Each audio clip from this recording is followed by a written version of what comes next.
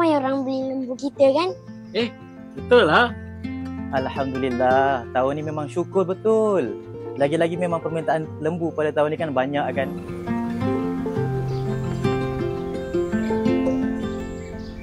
Bang, itu macam Ustaz Hairi lah.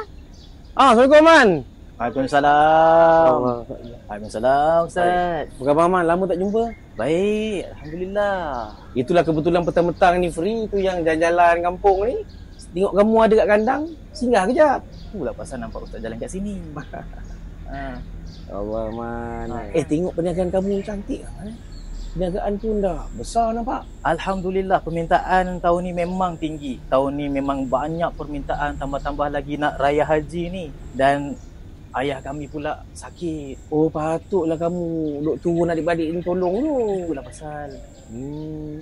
Itu hari bukan kata nak pergi haji je ke? Itu pasal lah. Duit dah cukup dah. Okey. Tapi tunggu giliran lama lagi. Apa tu dapat panggilan dah belum? Belum lagi. Kalau ikutkan tahun-tahun lepas pun dia dengar dia tunggu rayuan, apa tu tak dapat lagi kan? Belum lagi Ustaz. Allah kesiannya. Kalau macam tu pula, kalau pergi package haji swasta nak? Ada ke yang macam itu? Ada apa tak ada pula. Saya ada kawan dekat kat sini. Betul ke? Kawan saya tu travel dia nama An-Nur Safina Travel. Oh. Memang dia buat package haji, package umrah, package pelancongan pun dia buat.